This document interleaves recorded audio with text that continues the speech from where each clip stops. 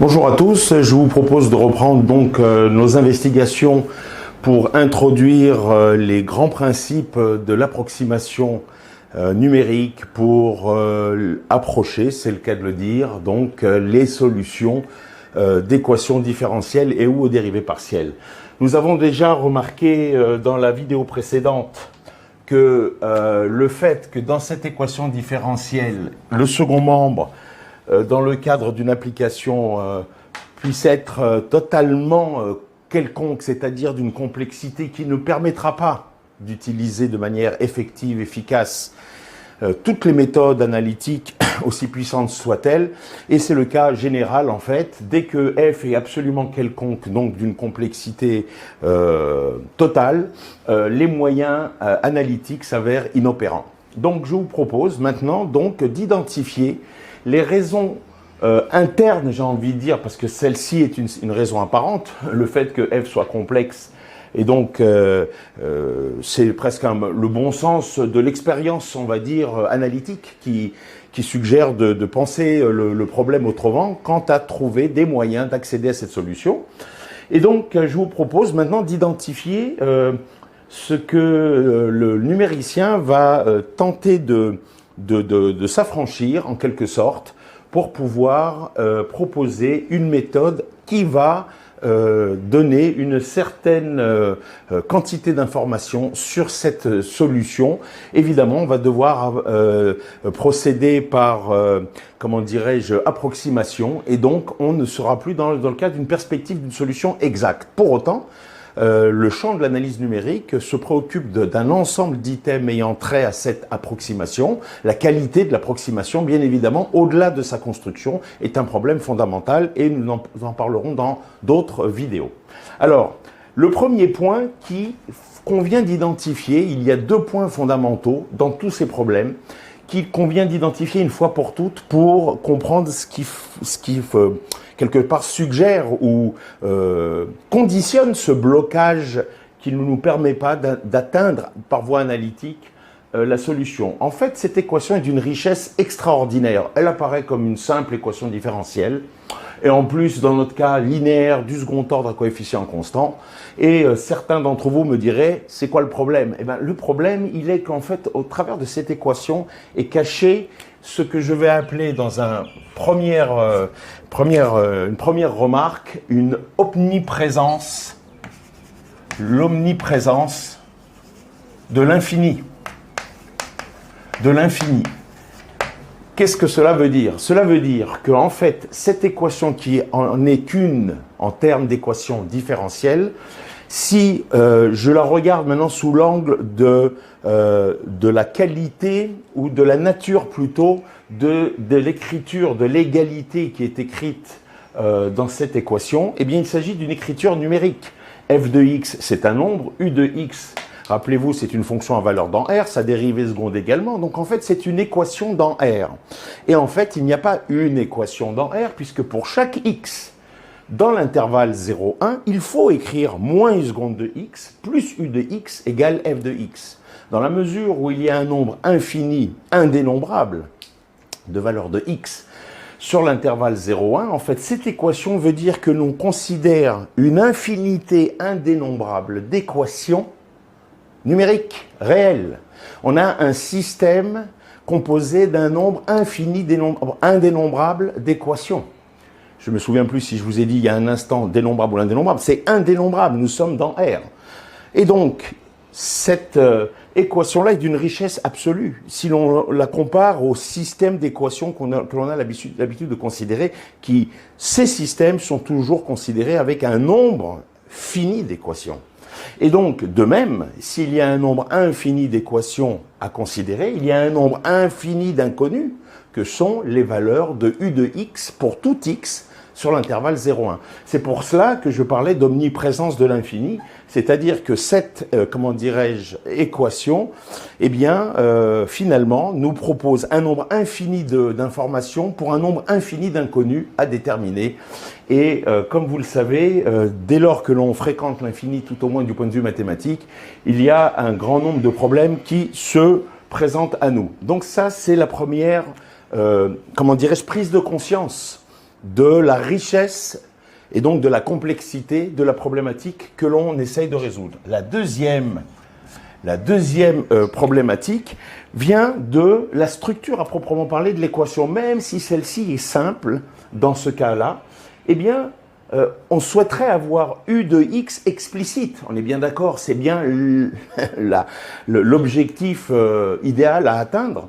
Autrement dit, si cette équation-là n'avait pas la dérivée seconde, eh bien, on aurait U de x égale. On aurait explicitement l'inconnu en fonction de ce qui est connu, la donnée du problème, f de x. Et donc, toute la difficulté est inhérente à cette combinaison de u de x dans cette équation-là avec sa dérivée seconde, qui est une opération complexe, qui est une opération qui ne permet pas d'expliciter la fonction par rapport à sa dérivée seconde. Encore une fois, puisque l'on cherche à exprimer u de x, il aurait été de bon ton d'avoir une formulation explicite de la dérivée seconde en fonction de la fonction. Et donc, on l'aurait, comment dirais-je, agrégé avec le u de x qui est ici aussi dans cette équation, un petit peu pour la décoration florale, j'ai envie de dire. On aurait très bien pu avoir sans ce terme-là, et dans ce cas-là, on aurait procédé à d'autres investigations, mais volontairement, j'ai mis cette quantité-là. Et donc, si on était capable d'exprimer, d'expliciter u seconde en fonction de u, on pourrait se dire que par de l'algèbre, d'une certaine manière, on arriverait à trouver u de x pour tout x. Mais ce n'est pas le cas du fait que u seconde est une opération, est un opérateur qui n'est pas explicite en fonction de u. Donc, à partir du moment où on a compris que cette complexité de l'opérateur, complexité de u seconde, en quelque sorte, eh bien, il est, comment dirais-je, raisonnable de se dire, à partir du moment où on aura compris ce qui fabrique cette complexité, on arrivera peut-être à la défaire, à la comment dirais-je, à la séparer en des éléments plus simples qui permettront, cette fois-ci, d'exprimer cette opération complexe d'une certaine manière en fonction de u, en fonction de u de x. Alors, voyons donc ces deux points à présent. Le premier point, donc, c'est cette histoire de l'infini. Alors l'infini, on va, du point de vue du numérique, procéder de manière extrêmement simple, j'ai envie de dire, avec beaucoup d'humilité et de lucidité. Le numéricien va dire la chose suivante. On va considérer ici l'axe des x. L'axe des x, pour les valeurs de x qui nous intéressent, c'est pour des valeurs de x entre 0 et 1. Et donc là, il y a un nombre infini, indénombrable, de points. Et donc, le numéricien va dire, qu'à cela ne tienne, on va se restreindre à un nombre fini de points dans cet intervalle. Ça veut dire quoi? Ça veut dire qu'on pourrait prendre un seau avec des points, les jeter sur l'intervalle 0,1 et on va avoir une répartition d'un nombre fini de points de manière aléatoire. Pas très, comment dirais-je, élégant, pour pas dire astucieux, pour contrôler ces points, même si selon certains processus aléatoires de répartition, on pourrait avoir un certain contrôle, bien évidemment.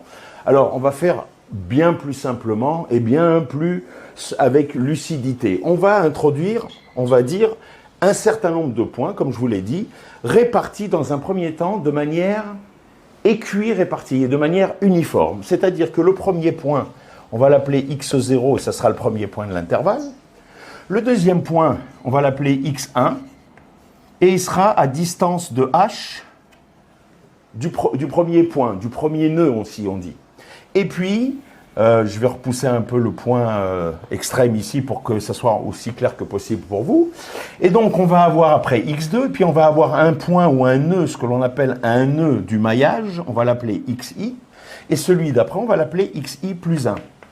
Et on veut finalement que cette quantité h qui sépare le premier nœud du deuxième, eh bien, ça soit, en fait, comme je vous ai dit, uniforme, c'est-à-dire dans tous les couples de points considérés dans ce maillage, eh bien, entre deux points, il y ait une distance de h, c'est-à-dire qu'on va construire les xi tels que xi plus 1 égale xi plus h, et pour cela, on va dire que i va partir de 0, Donc vous allez avoir x0 plus h, ça va donner x1, le voilà. Et puis le dernier point, eh bien, il va falloir prendre quand i, alors je n'ai pas dit comment s'appelait le dernier point, on va l'appeler xn plus 1, le dernier point. Et vous allez comprendre dans un instant pourquoi pas grand N, on pourrait aussi l'appeler grand N, c'est complètement artificiel. Donc si je veux le dernier point ici, xn plus 1, eh bien c'est xn qui convient de prendre pour la valeur de... C'est i égale n pour avoir la valeur de i en dernière valeur donc de cet indice. Alors avec cela, vous allez avoir évidemment avec x0 égale 0. Et du coup, si je veux que xn plus 1, le dernier, soit égal à 1, cela veut dire que je vais remplir avec des mailles de longueur h tout l'intervalle 0, 1. Combien y a-t-il de mailles? Il y a n plus 1, il y a n plus 2 points puisque j'ai commencé à x0. Donc vous avez n plus 1 intervalle si vous avez n plus 2 points. Ces n plus 1 intervalles, tous égales à h de longueur, doivent remplir toute la taille de l'intervalle 0,1. La taille d'un intervalle AB, c'est B-A, donc ici, c'est 1. Et donc, vous avez que le réglage du pas, ce qu'on appelle le pas de discrétisation H, eh bien, c'est 1 sur n plus 1.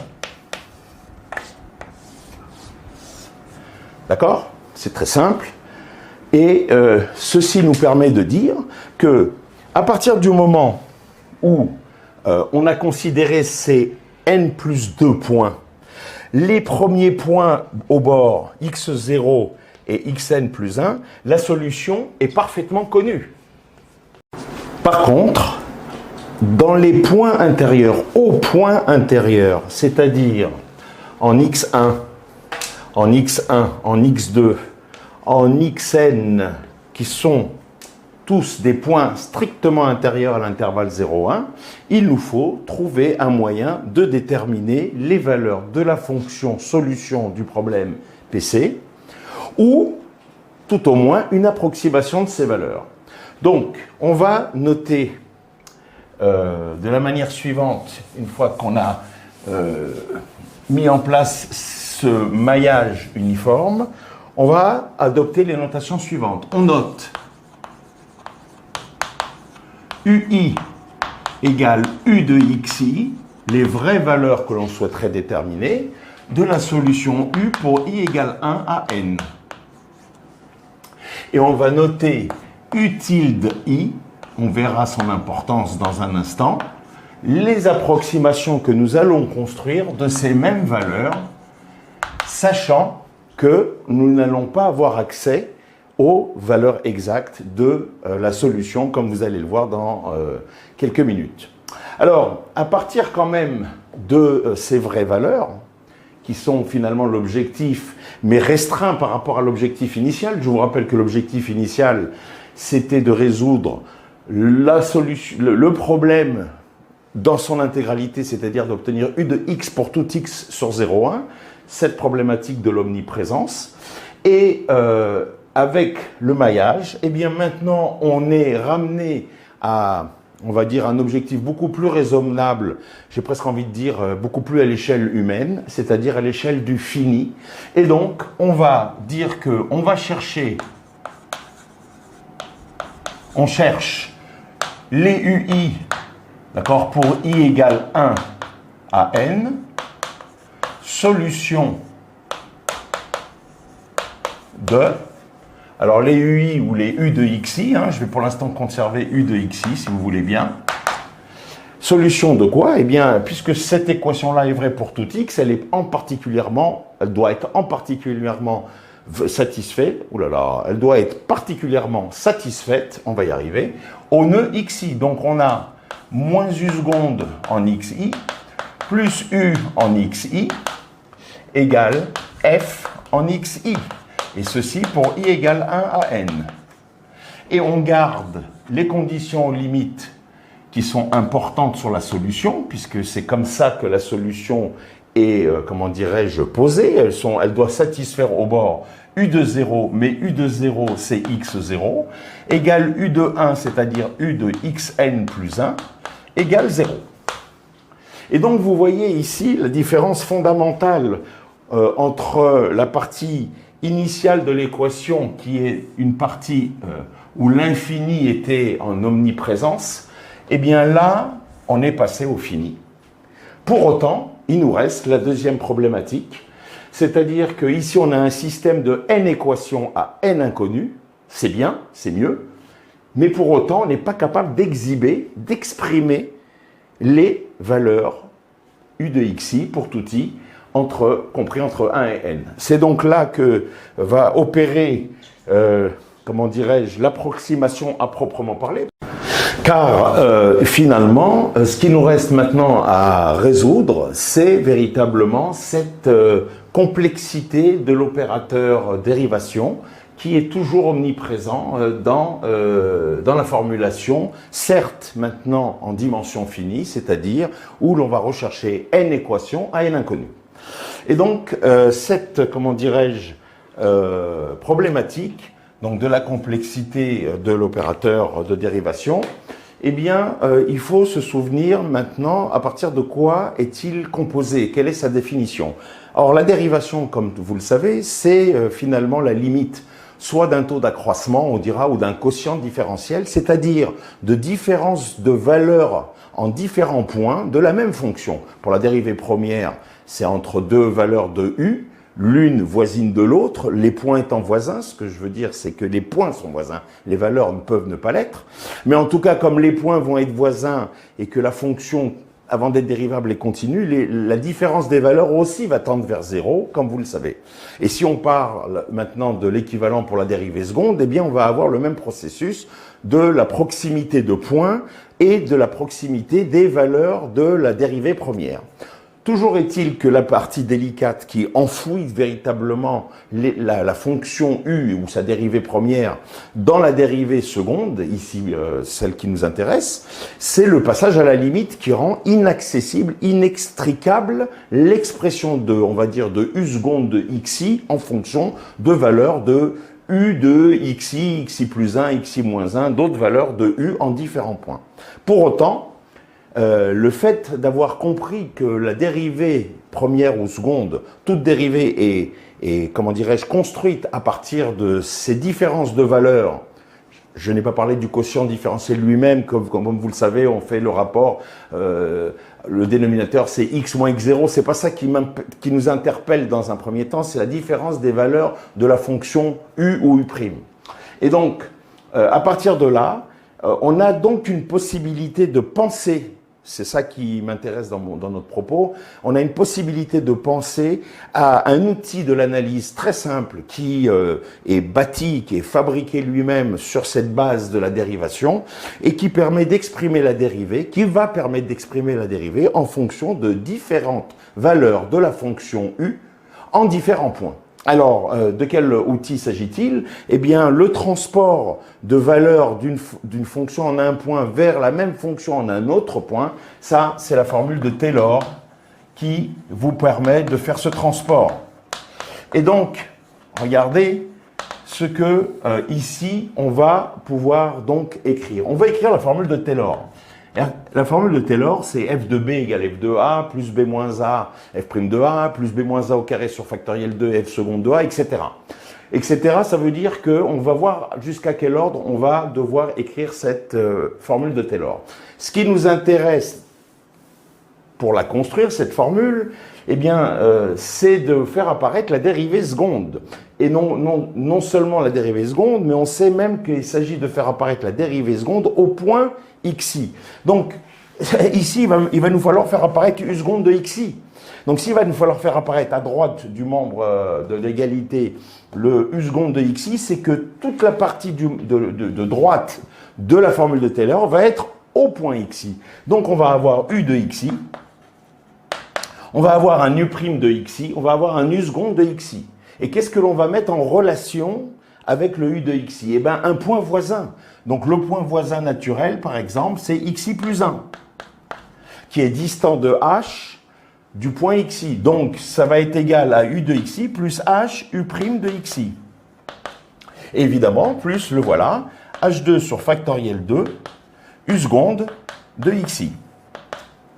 Et puis on pourrait, alors vous allez me dire, jusqu'où on s'arrête? On devrait s'arrêter là, parce que là on va tirer u seconde de xi, on a bien u de xi plus 1 moins u de xi, et puis il y a le u' de xi. Alors si je m'arrêtais là, je mettrais un grand taux de H3, je vais rappeler dans un instant la définition du grand taux, mais j'ai le problème maintenant de u' de xi qui ne me plaît pas plus que le u seconde de xi. Donc je dois trouver un moyen de me débarrasser de ce u' de xi, et ça, c'est la symétrie de la formule de Taylor qui va me permettre cette opération-là, à savoir que j'ai choisi d'écrire u de xi plus 1 en fonction de xi, mais j'aurais très bien pu choisir d'écrire u de xi moins 1, à gauche du nœud xi, en fonction de u de xi, c'est-à-dire moins h u' de xi, plus h2, puisque c'est moins h au carré, donc c'est h2 sur factoriel 2, u seconde de xi.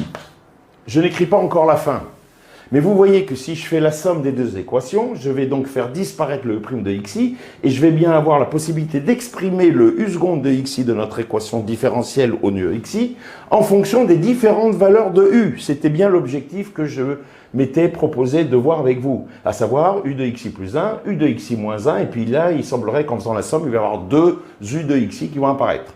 Alors, comme, comment dirais-je, on a vu que par la symétrie de la formule de Taylor, la dérivée d'ordre 1, c'est-à-dire la dérivée première, donc d'ordre impair, disparaît par sommation, eh bien rien ne nous empêche, pour être généreux, d'écrire plus h3 sur factoriel 3 u tierce de xi. Et vous allez me dire, oui, mais on va dans le mauvais sens. Oui, mais non, parce qu'en dessous, je vais avoir un moins h3 sur factoriel 3 u tierce de xi. Donc en fait, je vais pouvoir écrire une combinatoire de valeurs qui va être plus précise que si je m'étais arrêté avec un grand taux de H3. Parce que là, je vais bien écrire plus un grand taux de H4. Plus un grand taux de H4. Et ici, ça va être évidemment plus un grand taux de moins H, si vous voulez, puissance 4. Donc c'est un grand taux de H4, trivialement. Je ne reviens pas là-dessus. Je vous renvoie à vos cours de première année dans le meilleur des cas. Et donc, par rapport à cette écriture, eh bien, j'obtiens, vous voyez que par sommation, je vais pouvoir isoler u seconde de xi, à savoir u seconde de xi. Donc, je fais la somme. Donc, j'ai u de xi moins 1, plus u de xi plus 1, plus u de xi plus 1, celui-là. Et puis ici, j'ai plus 2u de xi que je ramène de l'autre côté, donc ça me donne moins 2u de xi. Et en faisant cette somme-là, j'ai donc les dérivées premières s'éliminent, les dérivées troisièmes s'éliminent, et il me reste h2 sur 2 plus h2 sur 2, donc h2, donc il va falloir diviser par h2 pour extraire et exprimer u seconde de xi. Alors ça, c'est juste une petit calcul algébrique. Et donc là, j'ai plus grand taux de H4, plus grand taux de H4, c'est toujours un grand taux de H4 que j'ai divisé par H2. Donc c'est un grand taux de H2. Donc là où on a pour l'instant aucune approximation, on a, grâce à la formule de Taylor, exprimé la dérivée seconde au point xi en fonction des trois valeurs ici simplement mises en évidence, que sont les valeurs de u au nœud xi, xi-1 et xi plus 1. Et donc, je vais remplacer cette, comment dirais-je, cette écriture exacte dans l'équation différentielle au nœud xi. Mais avant cela, juste, je me permets de vous faire un petit rappel, et non des moindres. On dira qu'une fonction de h est un grand taux de h puissance n si il existe une constante c positive telle que valeur absolue de phi de h soit inférieure ou égale à c fois h puissance n. Pour h positif. Alors vous voyez que donc là j'ai rappelé la définition d'un grand taux de h. Vous voyez le point extrêmement important, c'est de bien spécifier que cette constante existe telle que la suite soit satisfaite, c'est-à-dire telle que pour tout h, phi de h en valeur absolue soit inférieur ou égal à c fois h puissance n. Ce qui veut dire que c est indépendant de h. C indépendant de h. Autrement dit, cette inégalité est véritablement une inégalité de contrôle qui nous permet de dire que phi de h, par exemple, si c'est un grand taux de h puissance n, eh bien phi de h tend vers 0 quand h tend vers 0. C'est-à-dire que, comment dirais-je, par bon, c'est extrêmement simple, mais je vous donne juste le petit éclairage pour ceux qui auraient oublié, par le théorème des gendarmes ou par le lemme du sandwich, on l'appelle comme ça à l'étranger. Dans tous les cas, l'épaisseur du sandwich tend vers 0 et, comment dirais-je, les deux gendarmes compriment la personne qui se trouve entre les deux gendarmes. C'est un peu ça l'idée. Donc, h puissance n tend vers 0. La constante c ne dépend pas de h, donc elle voit passer le passage à la limite comme elle est complètement indifférente de ce passage à la limite. Donc, c h puissance n tend bien vers 0 parce que c est indépendante de h, et donc ici, comme la valeur absolue est positive, ben, l'un des CRS est déjà fixe, ou l'un des morceaux du sandwich est déjà fixe, et donc phi de h tend vers 0. Ce qui veut dire, ce n'est pas un rappel complètement innocent, ce qui veut dire finalement que la dérivée seconde ici, eh bien c'est cette quantité-là, à laquelle se rajoute une quantité qui tend vers 0 quand h tend vers 0, donc qui est petite, à condition que h soit petit. H petit, regardez, rappelez-vous la définition de H, c'est-à-dire la distance entre deux points. La distance entre deux points sera petite dès lors qu'il y aura beaucoup de points. Donc, on comprend bien que quand le nombre de points tend vers l'infini dans le maillage, eh bien, le pas de discrétisation H tend vers 0. Et dire qu'il tend vers 0, ça veut dire que U seconde de xi, quand H tend vers 0, c'est exactement cette quantité-là. La fameuse quantité dont je vous disais, inconnue au départ, comment exprimer U seconde de xi en fonction des valeurs de U en différents points. Et ben voilà, on l'a, mais à condition que H tende vers 0. Or, nous, dans un cas pratique, eh bien ça, on aura l'occasion d'en reparler, c'est un petit clin d'œil pour ceux qui suivront les différentes vidéos que je vais vous proposer dans un avenir proche sur cette chaîne. On verra la grande problématique qui fait l'objet de travaux de recherche encore actuels entre un H fixe, petit, mais fixe, et H tendant vers 0. Ça, c'est un énorme problème qui subsiste en analyse numérique. Je ferme la parenthèse, mais toujours est-il que donc cette quantité-là ne sera jamais égale pour un H fixé à uniquement cette combinaison linéaire de valeurs des U en 3 points, puisqu'il y aura toujours un grand taux de H, de grand H au carré, qui sera petit, mais qui sera non nul. Alors, une fois que j'ai dit tout cela, eh bien, on va réinjecter cette, comment dirais-je, cette égalité dans l'équation différentielle au nœud xi. Alors, je vais utiliser maintenant, pour des raisons qui vont être, j'ai envie de dire, essentiellement pédagogiques, hein, je vais réécrire maintenant donc l'équation différentielle au nœud xi avec cette quantité-là, en faisant bien attention que j'ai un signe moins devant la dérivée seconde. Mais je vais utiliser la fameuse notation que j'ai introduite tout à l'heure. J'ai dit on note, je le rappelle, UI, pour tout i, c'est les U de xi. Alors vous allez voir, c'est très intéressant d'utiliser cette notation qui semble complètement artificielle. On aurait pu laisser les U de xi. Je dis bien que c'est tout à fait possible, mais voilà ce qui va se passer. Donc, si je réinjecte, j'ai moins. Alors, cette quantité-là, maintenant je vais l'écrire à l'aide de la notation qui est là. Donc j'ai moins UI moins 1, moins 2UI, plus UI plus 1. Et ceci sur H2. C'est cette quantité-là, à l'aide de, comment dirais-je, à l'aide de cette notation. Et puis, dans l'équation, j'ai plus U de xi, donc plus UI de nouveau, égale F de xi, qu'on suppose connu, puisqu'on suppose F connu, comme je l'ai déjà dit dans la première vidéo. Évidemment, si on ne connaissait pas F, on aurait un gros problème. Et ceci pour I égale 1 à N. D'accord? Alors, vous allez me dire, non, vous êtes trompé, vous avez raison, parce que j'étais déjà dans l'excitation de la suite. Donc là, il faut que je rajoute un plus, un grand taux de H2, plus UI, voilà, égale F de xi. Cette fois-ci, on est bon. Et puis, il y a évidemment U de 0, hein, U de 0 égale U de n plus 1 égale 0. Ça, c'est les conditions limites. Donc, si vous voulez, notre système, s'écrit tout à fait exactement de cette manière-là. Et évidemment, apparaît l'ultime écueil dans notre affaire. On a, j'ai envie de dire, éliminé ou sélectionné dans l'infini le fini. Donc on n'a plus d'infini omniprésent. On a véritablement procédé à une sélection, ce sont les nœuds du maillage. On a, grâce à la formule de Taylor, exprimé, bon an mal an, la dérivée seconde qui est une opération complexe. Et il nous reste, vous le voyez évidemment, il nous reste 7 écueils que l'on ne connaît pas, qu'on est absolument incapable de maîtriser. Et pour des raisons profondes, là aussi, c'est juste un petit clin d'œil, j'en parlerai dans d'autres vidéos. Pour autant, dans notre affaire à nous, extrêmement pragmatique, où on y est presque, on a un système de n équations à n inconnues. Les n inconnues sont reliées les unes aux autres de manière linéaire, ce sont des combinaisons linéaires. Hein.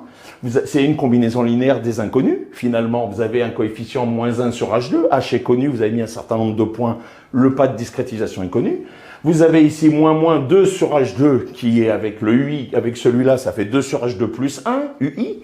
Et puis vous avez encore un moins 1 sur H2, le coefficient de la combinaison linéaire, affecté à UI plus 1. Magnifique, avec un second membre connu, on peut sortir presque l'attirail maintenant de la résolution des systèmes linéaires.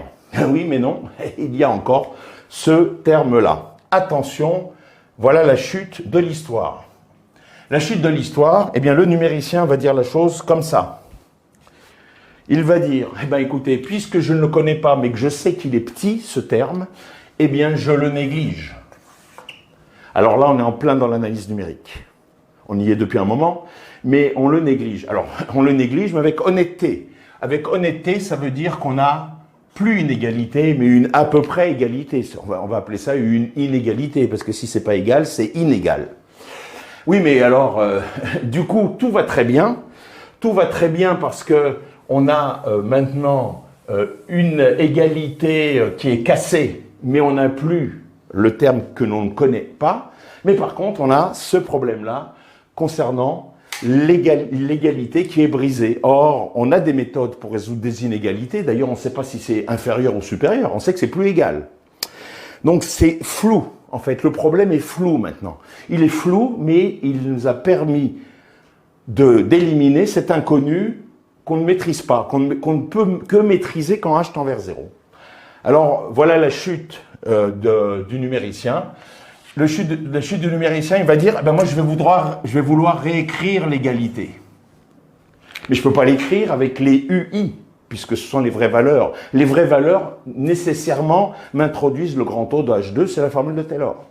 Eh bien, le numéricien, et je l'ai déjà fait tout à l'heure, je le refais, dit, on introduit la suite d'approximations, les U tilde I, qui vont être pour I égale 1 à N, des approximations des U de XI. D'une certaine manière, ça va être une approximation. Quelle qualité, quelle proximité? On n'en sait rien pour l'instant, ce sera l'objet d'autres vidéos. Par la suite, on regardera ça de manière ordonnée. Là, ici, je vous présente le tableau général. Eh bien, avec ces approximations-là, le numéricien va dire, si je veux récupérer l'égalité, c'est que je ne calcule pas les vraies valeurs, puisque les vraies valeurs font intervenir, je le répète, parce que c'est important, c'est la clé d'une pelletée de méthodes, ce que je suis en train de vous dire. Donc, c'est pour ça que j'insiste.